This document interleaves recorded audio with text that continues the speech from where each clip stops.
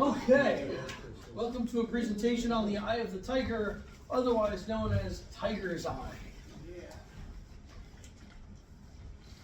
So, just a couple of different things for you guys, because I know you guys are absolutely obsessed with the actual statistics.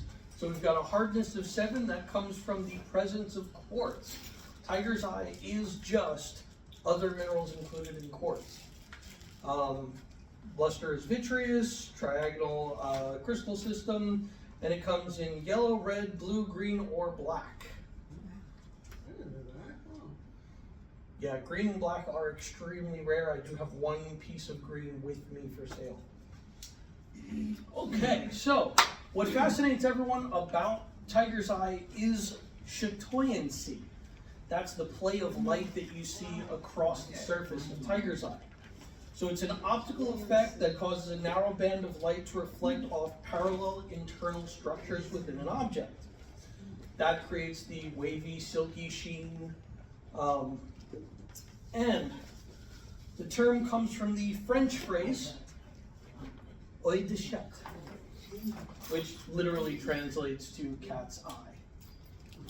Tiger's eye is chatoyant because of the subparallel intergrowth of quartz crystals and altered amphibole fibers, chrysotillite, that have likely pseudomorphed into limonite.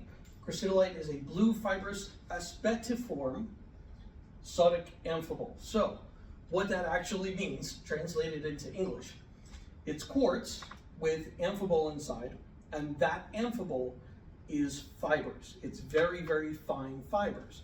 And so, because they are arranged in a parallel structure, they create that play of light, because the interplay is from the rounded edges that are facing the outside of the quartz.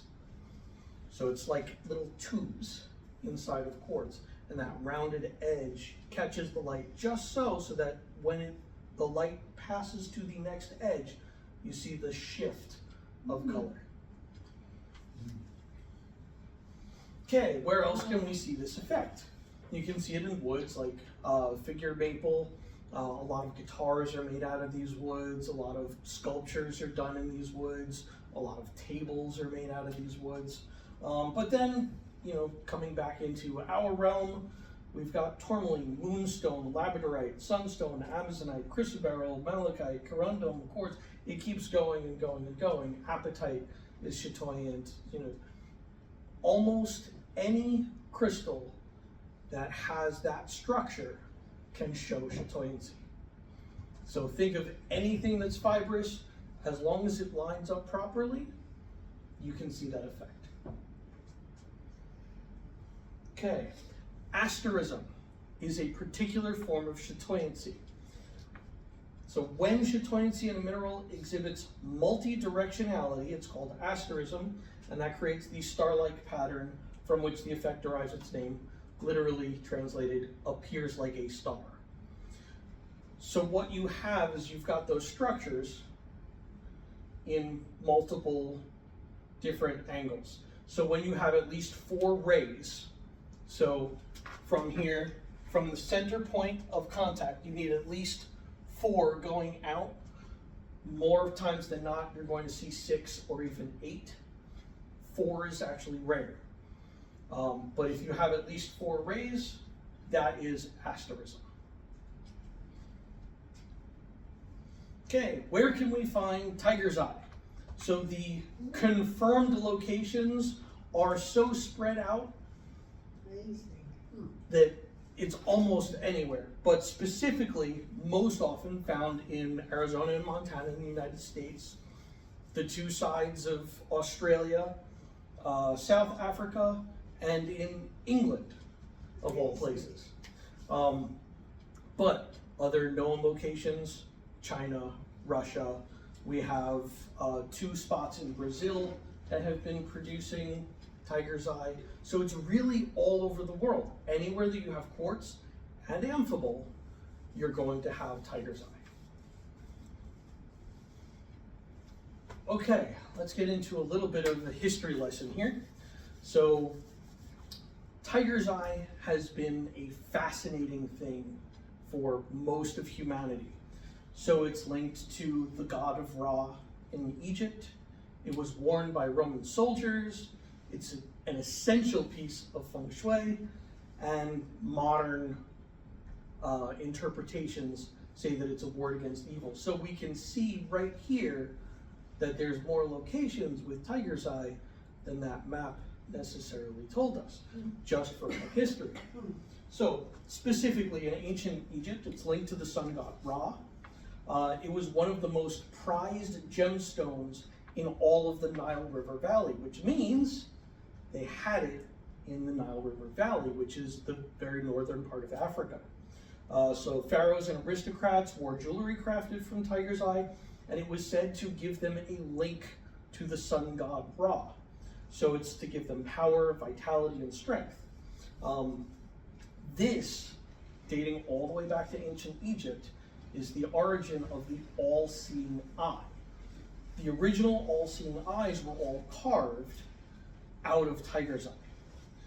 So it's used to make eyes for the statues of the gods. So if you go through Egypt and you see a lot of those statues are missing parts of the eye, that's because this gemstone used to be there. And it's every once in a while we'll find one with the gemstone still in place, but most of it was the victim of grave robbers and such. It was also placed in the tombs of pharaohs to assist in the navigation through the afterlife. So again, you see that vision. So that all-seeing eye, and then used as the eyes of the pharaohs in the afterlife. Okay, in ancient Rome, a little bit different now. Another area of the world that we didn't see on our list. But the Roman soldiers often wore tiger's eye inside or as an adornment on their armor in battle. They believed that it was going to give them what they called sight beyond sight. For those of you who know 90s cartoons, you know, it was very referenced by Lion-O of the Thundercats, referencing the history of tiger's eye. It was actually a much more clever reference than most people watching cartoons in those days realized. It was believed that the stone would give them patience, courage, and the power of the mighty jungle cat. So hence the Thundercats. It's actually a reference to the Roman legions. So if you look at the adornments on the armor here, these would often have tiger's eye encased in those bits. Or it was also sometimes in the helmet for sight and all of that. Okay, so moving on to a different part of the world over in China.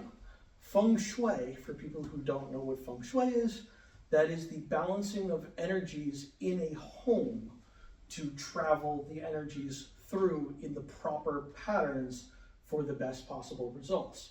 So tiger's eye is related to both the fire and the earth elements in the Chinese beliefs. And tiger's eye stones are placed in doorways to encourage a protective energy. They can be placed in rooms where decisions are made to promote good fortune, which is why they're connected to money. So oftentimes for Chinese New Year, in the little bag of monies that you get, you will sometimes find a coin carved with tiger's eye. And when placed into a children's bedroom, it is believed to enhance self-confidence, bravery, and willpower. So it's those three things that are very sought after in the culture. Okay, modern warts. In Neo-Wiccanism, in a whole bunch of the different modern interpretations of things, tiger's eye is used as a powerful protection stone and is often used in warding talismans or guardian statues. So those statues are usually placed very much like in Feng Shui, right near a doorway. Over a doorway, you'll have a carving of tiger's eye very often, and that's to protect you from negative or evil energies from entering the space. Are those dragon heads? Those are wolves.